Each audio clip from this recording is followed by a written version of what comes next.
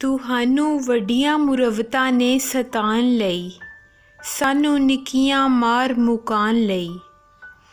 ਅਸਾਂ ਖੁਸ਼ੀਆਂ ਦੇ ਹੰਝੂ ਵੀ ਵਰਤ ਛੱਡੇ, ਦੁੱਖਾਂ ਵਿੱਚ ਵਗਾਉਣ ਲਈ।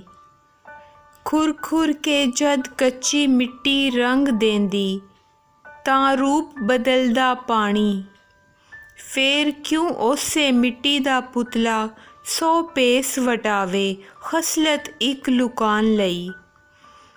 ਜਿਨ੍ਹਾਂ ਦੇ ਨੈਣ ਇਸ਼ਕ ਮਸਤੀ ਵਿੱਚ ਮੀਟੇ ਰਹਿਣ, ਉਨ੍ਹਾਂਨੂੰ ਹੁਣ ਲੋੜ ਲੁਕਾਈ ਸੱਜਣ ਦੇ ਲੱਛਣਾਂ ਦੀ ਸੂਹ ਸਿਹਾਣ ਲਈ। ਆਪਣੇ ਲੱਗਦੇ ਆਪਣੇ ਹੱਥੀਂ ਤੇ ਜੋਖਮ ਦੇ ਵਿੱਚ ਪਾਉਂਦੇ ਨਹੀਂ।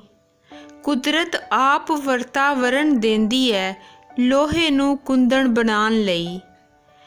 ਜੇ ਉਹ ਜਾਣੇ ਹਰ ਵੇਲੇ ਮੇਰੇ ਦਿਲ ਦੀਆਂ ਲੋੜਾਂ ਥੋੜਾਂ ਨੂੰ, ਫੇਰ ਲੋੜੇ ਕੀ ਤੇ ਆਰ ਕੀ ਕਰਨਾ ਕੁਝ ਮੰਗਣ ਦਾ ਜਾਂ ਕਹਿਣ ਕਹਾਣ ਲਈ।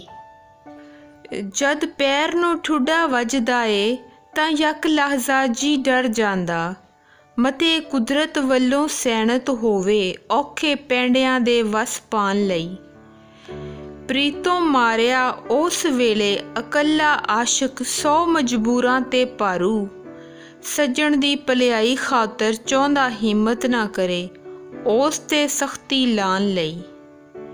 ਰੂਪ ਰੱਬ ਦਾ ਮੰਨ ਕੇ ਲੱਖ ਕੋਈ ਮਾਨਸ ਮਿਲਦਾ ਹੋਵੇ ਹਰ ਹਰ ਨੂੰ, ਪਰ ਕਿੱਥੇ ਮੁਮਕਣ ਬਾਲ ਮਰਦੂਦੀ ਨਾ ਆਪੜਨ ਬੇਟੈਮੇ ਉਸ ਦਾ ਦਿਲ ਦੁਖਾਉਣ ਲਈ।